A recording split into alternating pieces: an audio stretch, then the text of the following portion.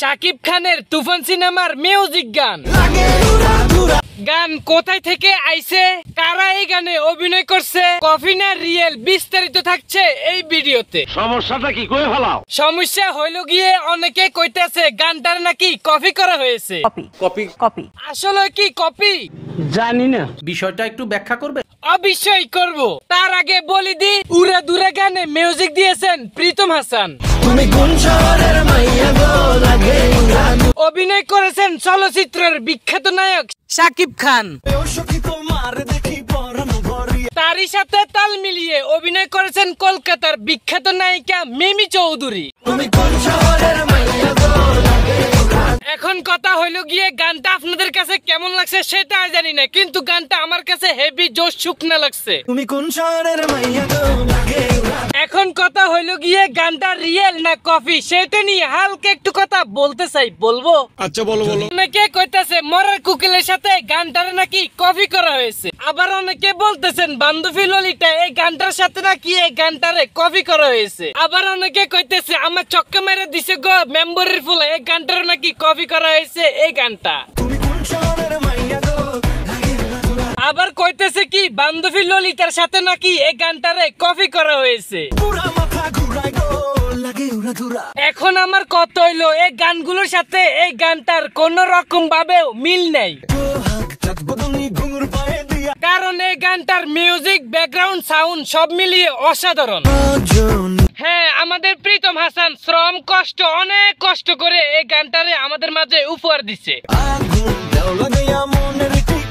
বিশ্বাস করেন এই ধরনের মিউজিক, গান, ব্যাকগ্রাউন্ড সব মিলিয়ে অসাধারণ।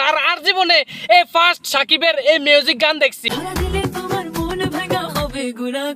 আর আরেকটা কথা, আপনারা কি সাকিবের লুকটার দিকে খেয়াল করছেন? মানে এমন ভাবে সাকিবরে সাজেছে যেন 18 বছরের যুবক। আমি আবার দেখছিলাম প্রিয়তমার মধ্যে সেম একই ভাবে সাজানো হয়েছে এই সাকিবরে। প্রিয়তমার মুভির লুক আর এখানে হয়েছে তুফান ছবির লুক, বাবুরে দুইটাই দুই রকম। সম্পূর্ণ হিন্দি গানের মতোই সাজানো হয়েছে এই গানটারে। হিন্দি গানের সাথে অভিনয় না মিলে আসলেও অসাধারণ ভাবে অভিনয় করছেন তারা।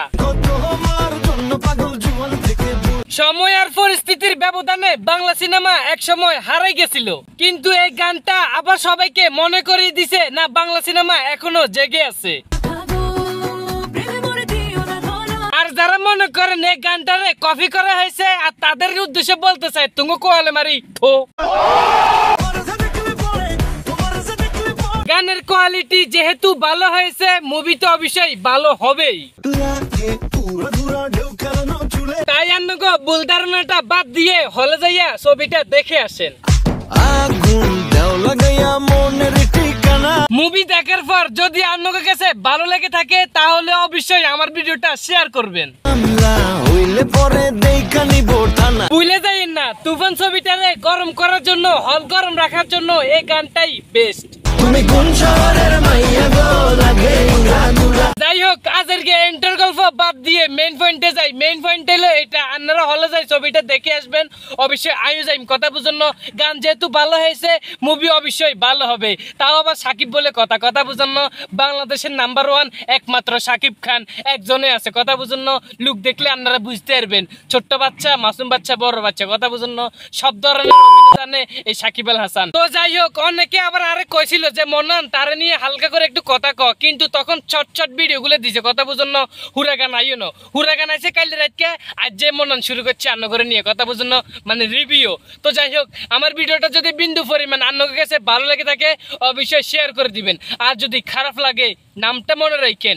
দেখা হচ্ছে নেক্সট ভিডিওতে, আর হলে যাইয়া মুভি দেখবো, আর সেই মুভি দেখার পর আপনাদের রিভিউ দিমু। সে পর্যন্ত সাথে থাকুন, ভালো থাকুন। দেখা হচ্ছে নেক্সট আরেকটা ভিডিওতে। আল্লাহ হাফেজ।